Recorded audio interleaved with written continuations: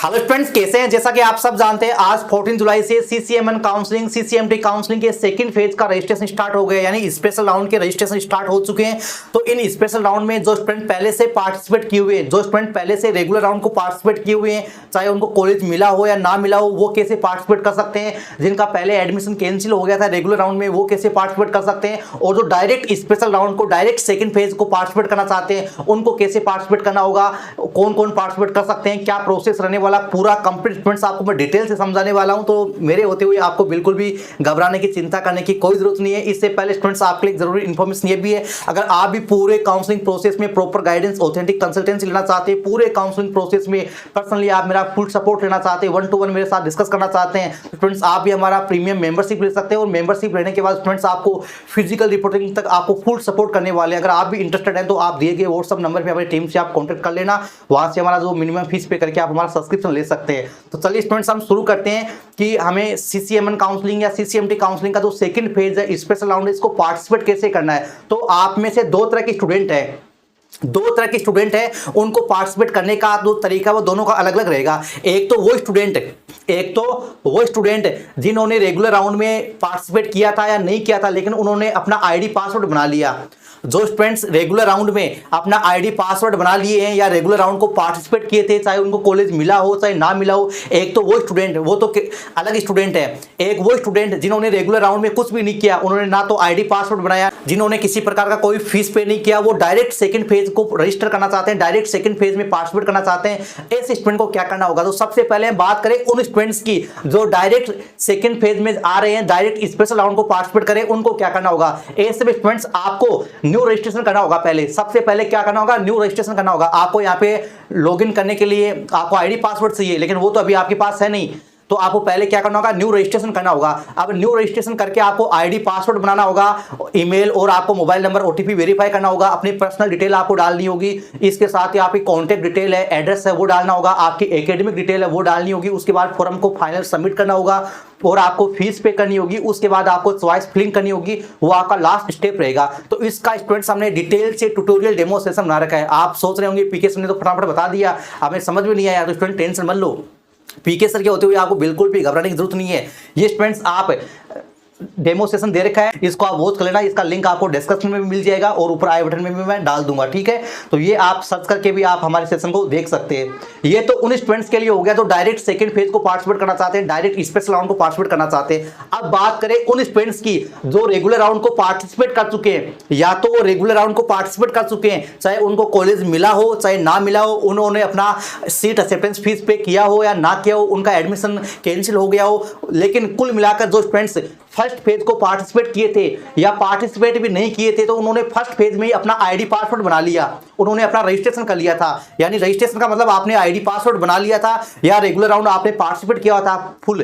तो ऐसे में स्टूडेंट्स आपको क्या करना होगा? अगर आपने पहले से सीसीएमएन या सीसीएमटी पे आईडी पासवर्ड बना रखा है, तो उसी आईडी पासवर्ड से स्टूडेंट्स आपको लॉगिन करना है, ठीक है। समझ गए आप सभी स्टूडेंट्स?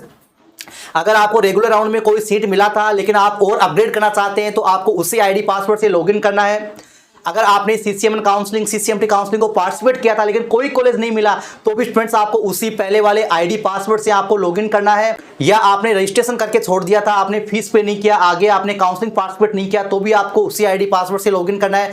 आपको सीट तो मिला था लेकिन किसी वजह से, या आपने खुद चाहकर अपनी सीट को विड्रॉल कर लिया था, या आपका एडमिशन कैंसिल हो गया था किसी भी रीजन से, तो भी आपको उसी आईडी पासवर्ड से लॉगिन करना है। अब जो स्टूडेंट्स अपने पुराने वाले आईडी पासवर्ड से लॉगिन करेंगे, लॉगिन करते ही आपके सामने इस तरह का इंटरफेस आएगा, इस तरह का पेज आएगा, आपके सामने क्वेश्चन आएगा, do you want to participate special round, do you want to participate second phase. तो स्टूडेंट्स आपको क्या करना है? अगर आप रियली में सेकंड फेज को पार्टिसिपेट करना चाहते हैं, स्पेशल राउंड को पार्टिसिपेट करना चाहते हैं, तो आपको यस करके प्रोसेस कर देना है। क्या कर देना है आपको? इसमें आपको यस करके आपको प्रोसेस कर देना है। अगर आप सेकंड फेज को पार्टिसिपेट नहीं करना चाहते, केवल आप लॉगिन करके चेक कर रहे हैं, तो आपको क्या कर देना है? नो कर देना है, ठीक है। अगर आप यस करेंगे तो आपके सामने फिर इस तरह का इंटरफेस आ जाएगा। यहाँ पर आपको क्या करना होगा? आपको जो अपना रजिस्ट्रेशन फीस है आपका सेकंड फेज का, वो आपको पे करना होगा, और आपका जो बाकी अमाउंट है वो स्टूडेंट्स आपको पे करना होगा, ठीक है। वो भी मैं आपको समझाता हूँ।